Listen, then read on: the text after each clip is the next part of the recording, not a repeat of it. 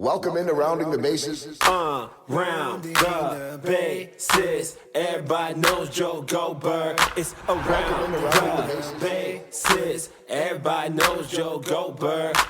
Welcome back, everyone, to another episode of Rounding the Bases presented by Community America Credit Union. I am Joel Goldberg, and a shout out, as always, to my friends at Community America Credit Union, invested in you, and to my good friends. And you'll see videos that I do once a month with my good buddy Casey Wright and their firm, Chief of Staff, Kansas City. And I so often have guests on the show that are from here in Kansas City. I'm in my home studio right now, or from around the country, or for that matter, around the world too. But whether you're in Kansas City or you're somewhere in the United States, Chief of Staff, if you're looking for just a great resource in the hunt for a job, looking to hire someone, they've got great energy. They believe in culture. That's why I do so much with them. So check them out, chiefofstaffkc.com, making connections that matter. Connections really are everything. I always love to go from Chief of Staff into my guest, because it's almost always, not always, but almost always some kind of connection that I've made along the way. And actually, in this case, my connection happened through the National Speakers Association, the Kansas City chapter, which I'm involved with, and a board member, although I would say not the best of board members. They know this during baseball season, but an organization that I love and believe in. And my guest today is someone that I heard last year when she came in to speak to our group, and I was incredibly inspired in many ways, including wanting to have her on the podcast. So my guest today really is more than a speaker. She's a trailblazing expert in the art and science of transformational communities. Say hello to Michelle Villalobos. She's founder of the Superstar Activator and an intentional authority, or if I could read right, international authority, but she is intentional in what she does, in bringing mission-driven strategies to everyone from the big stage to the boardroom by empowering high-vibe professionals to level up purpose and profits. And she leads the way to monetizing your magic, adding a new kind of purpose to your work and your world. That'll all make sense in just a moment. But really, more than anything, you're going to be blown away by the energy of Michelle, who joins me right now. I didn't even ask, are you in Florida, Texas, or who knows where you're at? I'm in Florida. All right. Hi, Joel. Hi, how are you, Michelle? I was gonna say, like, we could just edit that out. I said intentional instead of international, but you are intentional, and your work is international, and you are high energy. And I don't know if you're ever low energy. I'm sure we all have our moments, but for me, the first impression I got from you is, man, this woman brings it. Have you always been that way? My mom says I have been. She claims so. But like you said, I definitely have had my moments, my low points. And yeah, that's an important thing, I think, to acknowledge and be with, in order to also have the bandwidth to have those joyful high moments too.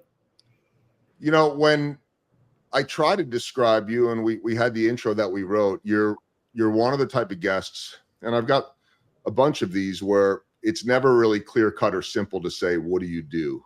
The who are you question is usually the harder one, but the what do you do is, for a lot of people, it's okay, I'm fill in the blank. I'm a lawyer, I'm a doctor, I'm a broadcaster. I mean, I know mine's complicated too, a broadcaster, speaker, podcast host, but it all kind of fits into a bucket. And for yours, it's like, yeah, I could say you're an incredible speaker. That's not even scratching the surface. How do you describe who you are professionally, not as a person? I mean, it honestly depends on the day, and it's evolving every year with each cycle around the sun. I change, I grow. In this moment, I would say I'm an artist on some level. I'm a writer and a coach, a mentor, a guide, a leader. Yeah, and a mentor of mine as well, not in being an artist, by the way, because I will never have your art skills. I can write, but certainly not. I mean, there's so much that you do that all becomes part of who you are. I even look at, the shot that you have right now with the flowers behind you and the good backdrop, and I'm just saying, I don't think there's anything that you do that is just blah. And I know we all have our blah moments. I don't mean to overhype it, but I just sense in getting to know you that there's such a creative energy to you that without that creative energy, you're not yourself. And whether that's pouring into to the people that you're mentoring, or whether that is into the creativity of writing or art or exploring new things, that is your fuel. Am I right on that? 100%. Yeah. Yeah. The journey that I've been on over the last, I guess, 10, maybe 15 years is one of kind of rediscovering myself. And that's what I help other people do too, as a mentor, as a coach. I think as children, we have these certain ways of being that sometimes get, programmed out of us by schools or by parents or society, culture, fitting in, belonging, all these things. And then, somewhere in our midlife, many of us, including me, have, that classic midlife crisis of like, who am I? How did I get this beautiful house? And, how did I get here? And did I choose this? Was this intentional? And so I had that kind of breakthrough in my late 30s, early 40s, and have spent now the last, 10 years or so rediscovering who I am. And that artistry piece, it's like, yeah, it was there when I was a kid, but I forgot about it for so long. And now it's coming back. So what were you before the rediscovery? I was a high achiever. The path that I chose, and that kind of chose me was, immigrant parents, Cuban parents, grew up in the United States in the 70s, 80s. It wasn't cool to be Cuban or Hispanic back then. So a lot of it was about kind of like fitting in, getting along, and following the path. For me and for my parents, it was achievement. You do good and you do well in school, you get great grades, you go to a great college, you get a great job, and you just pay your dues, hustle, hard work, and things will work out. And don't take too many risks, because we already took all the risks we needed to take to get here and to be here. Just do the things and stay in the path. And that, for someone like me who really truly was born like with this desire to create and express and, all that, perform even, I did it, but couldn't find fulfillment or happiness there. And so I had like this great job, made all this money, was, doing all these things, and was driving to work in the mornings in tears every day. And I think a lot of people can relate to that, right? I mean, how many people are where they think they're supposed to be, but it's not where they want to be. And this is a different discussion than, some people, and a lot of the people that I speak to and that you do too, they're in it for the paycheck because they have to be. And those are, to me, the hardest ones, because you have to be able to find a way to help them find their purpose. And it might be survival mode, and they may not have the luxury of going beyond that. Right. I mean, ultimately everybody does, but I think that if you're surviving and just trying to put food on the table, then I tell people, okay, there's your purpose, and then what could you find in it? But yours is almost the reverse. It's like you're making the kind of money that I'm sure your parents dreamed of you making when they came over. And, how could you be dissatisfied with that when they made all those sacrifices? Exactly. And it's so much more than they ever had growing up. And that's fair, right? I mean, that's totally understandable. It's very much, I think, not just an immigrant way of thinking, but it certainly is an immigrant way of thinking that, hey, we never had this, and now you do. And that there's an assumption that, okay, that must be enough. So it's got to take a lot of strength to say, you know what? Yeah, I appreciate this, but it's not what I was looking for. How did you find that? Yeah, well, I mean, it would be nice if I had the strength to wake up one day and say, this isn't it. Let me go change this. I had to have the full on breakdown for this to happen. And I think a lot of us, because I resisted the lessons, and I think the universe was trying to wake me up for a long time. And I had a lot of ways that I was bypassing what I call now divine dissonance. The divine dissonance is that feeling, that nagging feeling that there's more, there's something out there that you want, that you desire, but it's just, it's easier to drink it away or shop it away or whatever, Eat it away, yeah. Eat it away. And I did all the things. until finally it just sort of, my life literally fell apart around me, not by choice. And I found myself in this kind of what I call the dark night of the soul. And that's what my book, ended up being an allegory about. It's like, it's when you can't keep it together anymore and you're still trying, and then it falls apart, because that's the only way life is going to get your attention and bring you, I think, this is my belief, bring you to who you're meant to be and what you're supposed to be doing. It's so interesting, because if anyone were to look at your credentials and everything that you have done, I mean, I could rattle it off, and the 4.0 GPA at Masters of Business Administration at the University of Miami, and graduating, on top. And I mean, as you said, all of the things, right? 2013 Miami Herald top 20 under 40. I can go on, and you've been all over the world, studied abroad in London, like that. People would think that would be enough. Well, and oh yeah, go ahead. Sorry. No, I was just going to say that, like, it shouldn't have to take a breakdown. Obviously for you it did, and maybe that ends up being a blessing, because you now can use that to help other people until they get there. I guess that's where I was going, is that no one should get to a point to a breakdown. Obviously it happens, but I'm just curious what that did for you. Obviously it was a turning point. Well, yeah, it was. And there's so much to talk about here, Joel. I love this conversation. First of all, the problem was that, and the problem is for everyone, honestly, this is my belief, that the problem is that it isn't about what's external. I did have all the things, and the problem wasn't out there. It was in here. Mm.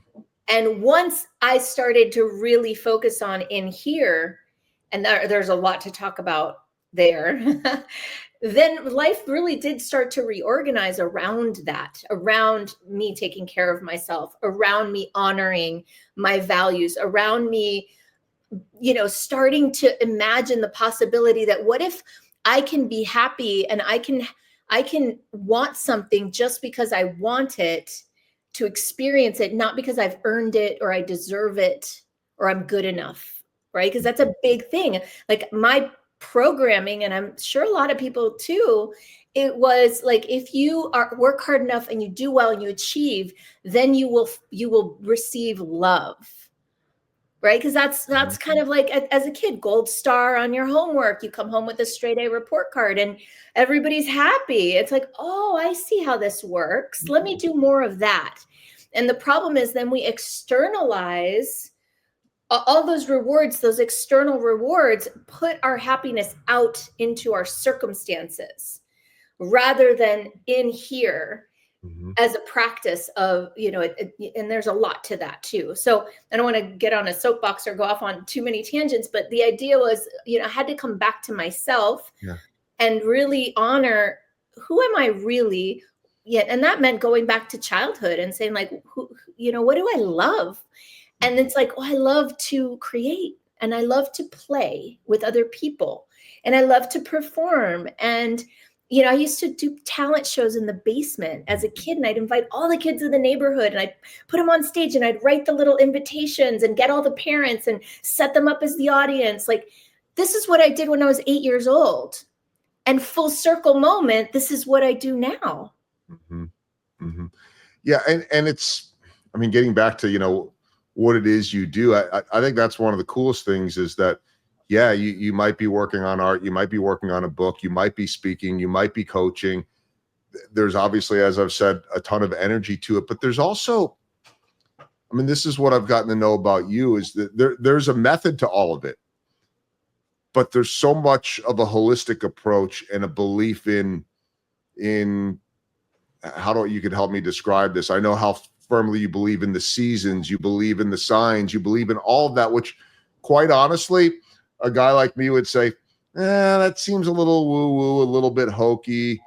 But then as I've gotten to know you and I've experienced it, that's, wait a minute, there's a little something to it. Now, I don't believe in the blind faith of just like, okay, close your eyes and, meditate and it's all going to happen. Yet what I'm coming to learn is that it happens better when you do meditate. It happens better when you're in touch. And I'm wondering how you got to that place. that breakdown. So what happened was, like, literally chronologically, I had the breakdown. My life fell apart. I got sick. I got unengaged in a very dramatic way, public and dramatic way. And then my business crashed because I took my foot off the gas and I wasn't putting the effort in to the hustle. So the business stopped making money. So 3 things that I was very highly identified with and I thought were me: my career, my relationship, my body, my health, gone. Right. So that was like, that's kind of like, that moment of like, it's okay, if I'm not those things, then who am I? And I happened to meet a mentor, and that mentor, his name's Jake Merriman. I wanted him to help me build my business back up. I hired him. I invested in that so that I could make money. I needed to make money because I was, broke now. And so he was so fantastic because he let me come in with that premise that he's going to help me make money and strategize. But once I was in, he forced me to look at myself. He forced me to face the shadows, face all the ways that I'd sold myself out, face all the decisions that I had made. He forced me to take responsibility for my life. He forced me to meditate. He forced me to do all this stuff, or else he wouldn't strategize with me. And I was like, well, I need this guy to help me make my business work. So I'm going to do the meditation, and I'm going to do the things, and I'm going to show up. And over the course of 2 years, my life, my business came back, my life improved, I got healthy. I started healing, all the things started changing. And it really was the inner work that catalyzed all that. And that has been the foundation of everything ever since. That was 11 years ago. What were you doing when the breakdown happened? I don't mean physically, but what was, and beyond the disengagement, what was work? What was life like then? And then what was it after? It was hustle. I mean, it was BNI networking every week, getting up at 5 a.m, getting there at 7. It was volunteering at the Miami Beach Chamber. It was leading a committee. It was, speaking, workshops, consulting, anything that I could do to make a buck. It was just like, there was no strategy. There was no system. There was no real clear business model, which is ultimately what I came to speak to your chapter about, was the model that unfolded, or the model that developed from that simplifying, from that doing that inner work. The model was basically a community-driven model, bringing people together and leading these transformational experiences. It reminds me a little bit. I met a woman recently here in town by the name of Lindsay Howerton, and she speaks and consultant and all the things, the many things. And she talked about, you can often essentially with the way you're going about your business and your life, be getting in a car and driving around the block over and over and over again. And all you're really doing is burning gas. And it really resonated with me because, I've thought about that a lot, especially as someone that is so busy with baseball, and it's like you're just kind of throwing whatever out there sticks. And then I watch how you do it, and so many that you've coached, and there's a system and a rhythm to it. And it's not this is how you do it. This is the Michelle formula. This is what resonates and feels right with you. And so much of your work is digging in deep the way you did with yourself for others. I mean, the people that work with you sing your praises to the end of the world. And I'll tell you, even people that, mutual people we have, and you and I will be doing work together as well. But, our good friend Lauren Schieffer, who was an early mentor of mine in speaking, said, if you're doing something with Michelle, it's worth every bit of your time. She's been a guest on the show before I met you, but a couple of guests that have come on the show since meeting you, Leanne Webster, Dave Rosenberg. And these are all people that have figured it out too. And so I'm just curious what that means to you. Not the compliments from them. I mean, we all love to hear those. But on your website, it says, discover how to live and work with more grace, ease, and flow. They're all experiencing that at a level where they've got more business than they've ever had before, but I think more peace, understanding than they ever had too, right? It's like Yeah. There's this assumption that you have to keep doing more. If I want more, I have to do more. And you've kind of pulled the covers back on that and said, no, you don't have to do more. You have to do it right. Mm-hmm. It's so hard, isn't it? Or maybe it's not. It is and it isn't. It's, what's hard is that so much of this is just learned behavior and patterns, and it's mindset, and it's mindset that gets programmed into our being, into our nervous system. Like, there's a version of me that I still encounter that doesn't know how to be still and peaceful and graceful and easy. There's a part of me that sits down and starts to feel that and gets like, wait, I can't do that. That's not okay. I have to be doing something. So it's easier, obviously, to do less, but it's hard to override the programming, and I got emotional when you were talking because, yeah, there's two things I want to say about that. Like, I found my groove. I found the way that I work best. And I'm sure I'll continue to do that over the years. That evolution has brought me to a place of like, I'm super grateful for my life. And I also, one of the things that's so hard to do is that I have to still be very mindful about doing is to feel the feelings I have and cultivate the ones that I want, not just cultivate the rainbows and unicorns, positivity and all the things. There's darkness, there's fear, there's anxiety, there's shame, guilt, envy. I mean, all those things, I have them. The difference is now I allow myself to feel them and I hold myself in that. And there's always a gift to those feelings. And that always leads to something that helps me grow. And so that's, like part of the work that I've done with those people that you mentioned, and I'm sure they would say it, is to help them like be with what's true that they hadn't wanted to be with before. Oh, it's so interesting. It really is. Yeah, I'm learning a little bit of this too, that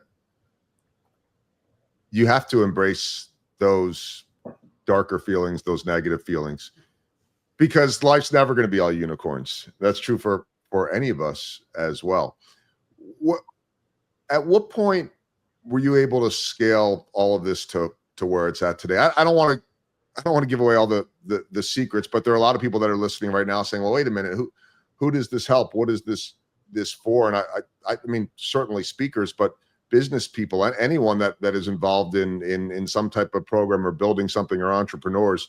But where you, like, I don't know how to explain this. Where you have this thing at right now is such a well-oiled machine with great people involved and curriculum and courses. And like you when I look at the work you've done, like you have a library of just nothing but expertise, whether that be in people, modules, like that does not happen overnight, right? I mean, you want to learn how to be better on YouTube, check out Michelle. You want to learn how to be a better speaker, check out Michelle. You want to learn on and on. I gotta go on and on with this.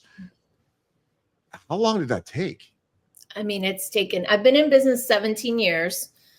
But the first 7 were like the old way. And then last 11 have been, over time, the new way. I will say, I mean, my word, then it, is alignment. Yeah. Bringing things into alignment with your personality, like who you are really. And there's a whole bunch of dimensions of that. And that's why we do personality tests. And that's what I studied in college before business school. Mm-hmm. So it's like, aligning with who you are, aligning with how you want to live your life, right? I didn't ask those questions when I started. I didn't say, how many hours a week would I like to work? I was just like, I'll work however many hours it's going to take to make the money I want to, make enough. And there was never enough, right? So aligning with your lifestyle, aligning with your values, like what matters to you, aligning with some sort of vision of the future, aligning with, how does your body feel good and what you need to do to take care of yourself? Like there's all these layers and levels of alignment. And I believe it starts with that. And then secondarily, from a business perspective, the big breakthrough for me was recurring revenue. It was busting through this idea that I had to hustle for gigs and sit, gigs and proposals and workshops and one-offs and one and dones. One and dones. And so it was cracking the code on building community that allowed me to do that. And that took a while. My first 11 years ago, I launched my first retreat, which is kind of what people know me for on YouTube, at least. Like this retreat model, this idea of a small event, 10 people, very deep, very impactful, and then invitation to stay to work together for a whole year. And from that first year, then potentially having people stay for years and years and years at a time, which I've now kind of figured out, but 10 years ago, 11 years ago, only one client, Leanne, who you met, stuck around. I burned through clients because I hadn't, learned the art of holding community and culture and all that goes with that, which is a lot. But that's the big breakthrough was community building and the recurring revenue that can come with that. I want to encourage everybody to check out the website. I'll mention it again, and it'll be in the show notes, superstaractivator.com. It's not just for speakers, anyone that's wanting to build. And I think that you would agree with this. And I love the use of the word superstar is great, because I think you see the superstar in everyone. And I'm wondering how you came to that word being so important. It's funny, Joel, because I didn't love the word at first. I was looking for a title for an event that I was doing with a partner, and we brainstormed and landed on Superstar Speaker Academy. And we're like, okay, we'll use that. Long story, very short, it just kind of stuck. And over the years, I learned to love it and really align with it. There's a guy in our National Speakers Association community named Mark Levy. He worked with Simon Sinek on his Start With Why brand.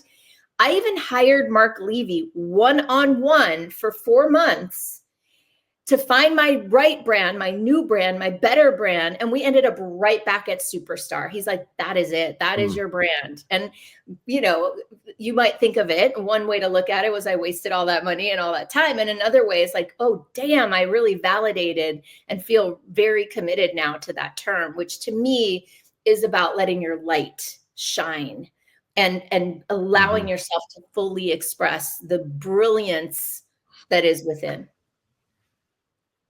Yeah, that's so interesting too, because it's sitting right there in front of you and you can't quite see it until that light does shine and you realize, wait a minute, this is it. I mean, I had a similar experience, and I'm still trying to find a lot of this out, but where I'd worked with a speaking coach a year and a half, 2 years ago, and I was not running away from baseball, but I was really trying to prove that I'm more than just a baseball guy. And the advice that I'd got from her, the coaching I got from her, and she was very much a non-baseball person, was you need to lean into the baseball more.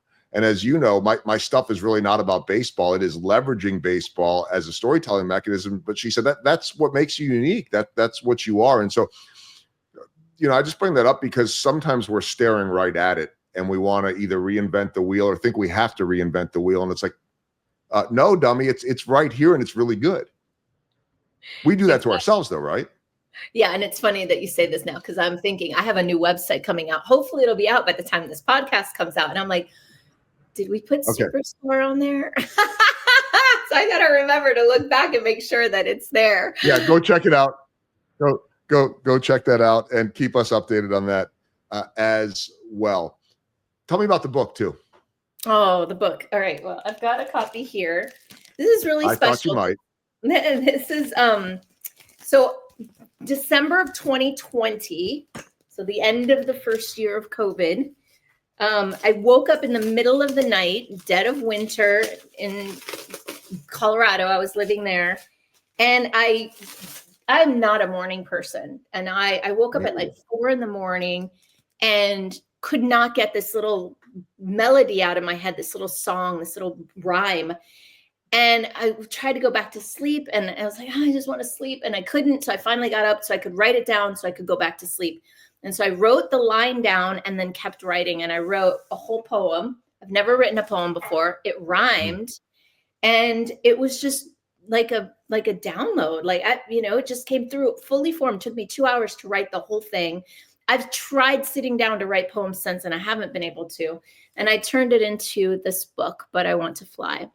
So it's called An Adventure Book for Dreamers of All Ages. So it looks like a kid's book. It's a lot more than that. It's basically my story told as like an allegory. So this is V, who finds herself, she says, waking up again on the hamster wheel of life. V was safe, secure, and warm, but dying inside. So it's the story of how she lost herself, sold herself out, all about the mind and the hustle and the achievement.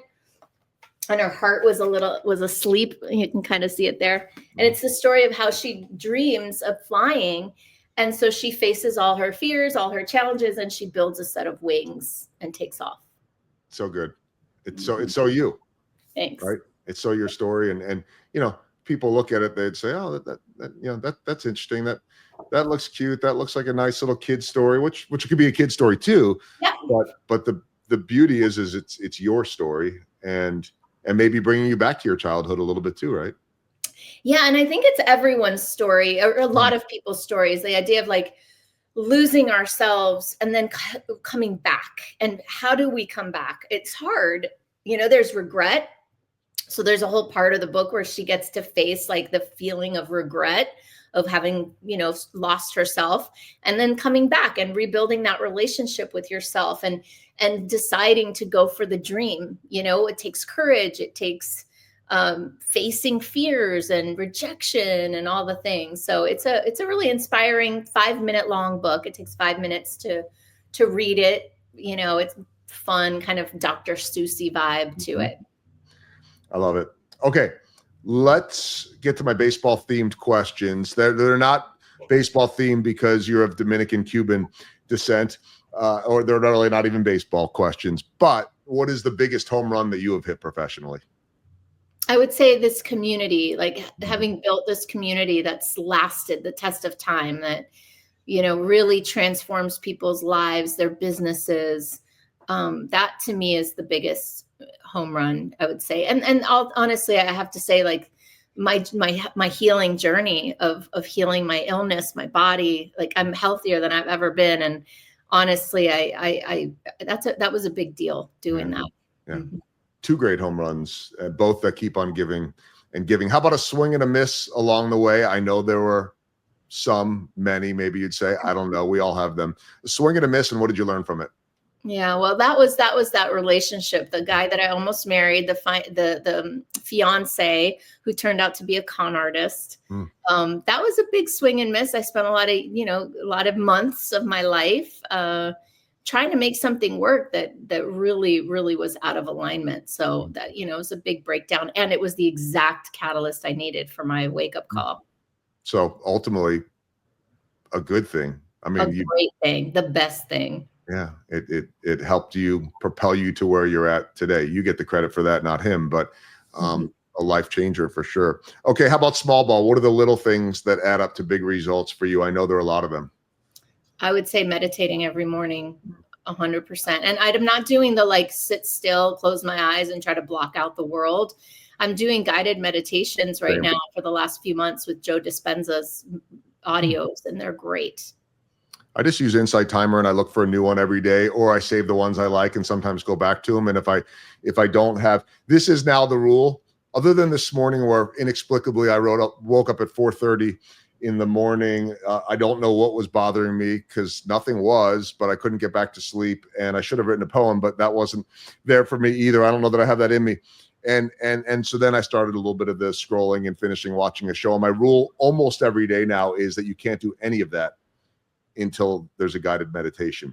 And whether that's a minimum of 5 minutes, but generally 10, if not 15. And I'm telling you, I don't need to tell you, you know this, and I've said it on this podcast before, my day is different. I can't explain why. It's just different. I notice if I skip it, and I don't skip it very often anymore, because it used to be, it started as discipline and now it's devotion. It really, really is something I love. I think I said this. It wasn't like that for years.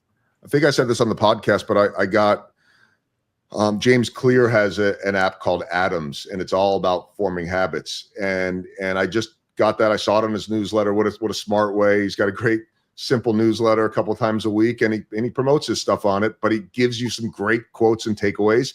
Oh, let me try this app, and it's got little streaks and encouragement and a little note every single day. And not that he needs my publicity, but that really took me from trying to do meditation when I had time.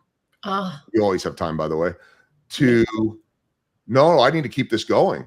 I want to be accountable to this app. I want to see that number go up. And then suddenly the habit starts to form. And actually, I missed one day with a different habit I was forming, and it said, no big deal, but let's get back to it tomorrow. This one was about sending out X amount of emails in the morning to touch base on my business. Okay, you missed yesterday, no big deal. Just don't miss 2 days in a row, and that won't become a habit. It's really interesting. Right. And so really, I think leads into the alignment, the habits that you're talking about.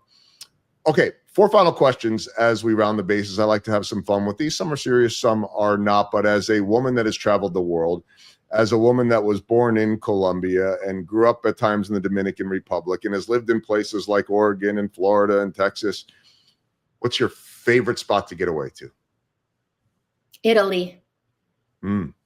Italy. I love it. I love it so much. The food, the culture, the architecture, the people, the food. I love it. Okay, second question. Let's stick to food then, just because, well, one, I'm hungry, but two, I'm thinking about a trip I will be taking a little after a week after this podcast airs. We start after the All-Star break in Miami. So my hope is that I will be seeing you. I'll get you the dates on that if you're in town. So if we are going to go for good Cuban food, my spot usually has been the very well-publicized Versailles. Versailles, yeah. Is that the spot to go? I think so. You get the full experience. It's an institution. I love Versailles. Another option is to go to Little Havana and just go to a tiny little spot there. That sounds good too. Mm-hmm. Maybe I'll do one for each day. I could eat Cuban food every day. Maybe I say that because there's not a whole lot of Cuban food available in Kansas City. Let me give you an order, though, that you can get at any Cuban restaurant that you wouldn't know if you were not Cuban. It's croquetas preparadas en pan de medianoche. So croqueta is prepared in what? In midnight bread. Interesting. So it's a Cuban sandwich with croquetas smushed inside on midnight bread, which is different than Cuban bread and better, if you ask me. Okay, I'm going to do that, or hopefully we're going to do that. I love Latin American food, and you know, with so many of our players too, we get some of that influence in the Venezuelan food, and the one thing I've learned too about that culture, the Latin American culture, very much like the Jewish culture I grew up with too, is you can never have enough. Like, you know, I've been to Versailles multiple times with a Cuban American friend. He can't order. It's like, let's just get one of everything. Oh, by the way, I'm on a diet. You try all this. Yeah, and get the yucas with the green sauce too. Oh my gosh, that green sauce is ridiculous. I'm getting hungry again. But no, I wanted to ask about that because that's one of the beautiful things of going down to Miami is the food. Nobody should be going down there and getting a burger or whatever it is. You can go get your good barbecue here in Kansas City or whatever it is. So, okay. Third question. I'll move on from food now because we could certainly do that all day long. Third question is, what's next? What you do a million things, but I don't think you're someone that's ever going to rest. So what's on the bucket list? Okay. I have a lot on my bucket list. I knew you would. In this moment, like one of them is I want to write a fictional novel. I've already started it. I'm 9 chapters into it. It's really good. I already know the end. Like I've mapped the whole thing out. And I also I want to learn how to make natural perfume. I want to explore the role of scent in transformation and personal development and growth and transformation and meditation and like the scent connection for all that. We just got some of those essential oils. We found the hotel smell ones. Like, you know, when you walk into a really good hotel and you get that kind of Weston beachy type of smell. Now my house smells like it, and it does you feel different. I don't know why, but that's right up your alley. It's part of our brain. Yeah, I think that's what fascinates you, right? I think so. It's just, I can't get enough. I'm like obsessed with how things smell and dousing myself in natural perfumes, no synthetics, because I'm moving away from all of that, but yeah. Okay, final question to walk off. I saved this because I've heard you speak about it often, and it gets back to the whole, is this woo-woo? Is it not woo-woo? I know it's everything that you believe in, but you are a strong believer, I briefly mentioned this before, in the seasons. And you know what? When I first heard that from you, I was like, I don't know. And then I started noticing it to be true. We think of the seasons as the winter months, not that you have those in Miami, but you had them in Colorado. We think of the weather. We think of the scorching hot humidity and heat in Kansas City in the summer. That's not what you're talking about. We're not talking about global warming. You're talking about something different. Can you explain those different seasons? Because I think it'd be interesting for people listening to maybe pay attention to that a little bit. Oh yeah. I mean, it's changed my life and my business in profound ways. The first thing to just acknowledge is that we look at the seasons mostly as some sort of inconvenience or something to be managed, right? So there's this relationship we have to, the weather and the temperature and the light outside as like, okay, if it's dark out, we're going to turn on all the lights inside. If it's hot out, we're going to make the AC come on. If it's cold out, we're going to control our environment. And that's fine. I have my AC going right now, and I'm grateful for it. And there's something that gets lost when we're not in communion with nature, right? And when we are living completely separate from it, fluorescent lighting and LEDs and things like that, it messes with our system. When you start to align with like the natural rhythms and seasons of life, beyond just temperature and light and all and dark, it makes sense. So for example, winter season being a season, where there's less light outside, there's more dark, there's more night. It's a season for more rest. It's a season for more introspection. It's a season, I call it the season of the dream. It's the season where we slow down a little bit and we open to listening more deeply to the messages that we're receiving from within, from around us. It's just like slowing down. It's a perfect season for ideation and possibility. The spring, as the days get longer, is a season for like, okay, now that I have this kind of new possibility, this new dream, it's a season for like, let me start to live it. Let me start to embody it. Let me change things in my life to make room for it. Let me open up my calendar or say no to certain things or yes to other things. So we start to like change the way we live. And that's the season, I call it the build. We start to build our life to accommodate this new vision. The summer is full bloom, the longest days, the shortest nights. It's the opposite of winter. We're out in the world. It's a season of expression and leadership and doing things and being out and about. And then the fall is a season of harvest, right?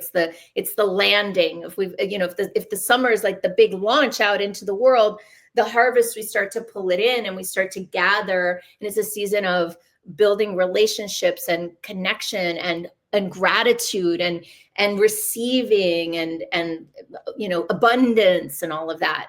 So what that looks like, for example, in my business, I used to do my big performance academy event in February. I moved it to the middle of the summer where it makes a lot more sense. And I've made a lot of changes like that. Like in the winter, I take more time off and work fewer hours and, work later, like earlier, stop work earlier and start work later to have, more of that downtime. It all resonates with me. And that doesn't mean that you're not listening in the summer or you're not harvesting, in the winter. But I think for me, at least, it's about being aware of it, paying attention to it. And yes, I'm still listening right now, but I did feel like, in those winter months, there was a lot of listening going on. And right now in the summer months, amidst all the baseball, trying to prepare for that fall harvest. I'm talking more about my business and the speaking, but everything that comes after baseball as well. So it may be viewed a little bit differently for everyone, but I think there's definitely something there, and we all can understand those shorter days and the longer days. And even as you're talking about that, I'm starting to think about those cold temperatures coming into Kansas City and what that looks like. But there's more to it than just that. So that's, I know, such an important piece of who you are and how you coach and teach, and certainly not the only thing. But again, want to let everybody know, and we'll have the new website in the links if it's out by then. But I don't know if it'll be the same web address though, right? Yeah, it's always Superstar. Okay, superstaractivator.com. I know right now, as we're recording, it says align and shine, become the superstar you are meant to be. And we all have that ability in whatever we do. So Michelle, I greatly appreciate you spending time on the podcast. I've been really looking forward to this one, and your energy is always infectious, your insight, inspiration. Really appreciate you spending time today. Oh, Joel, thank you so much for bringing me here and for having this conversation with me. It's very meaningful and beautiful. Thank you. It's around the bases. Everybody knows Joe Goldberg.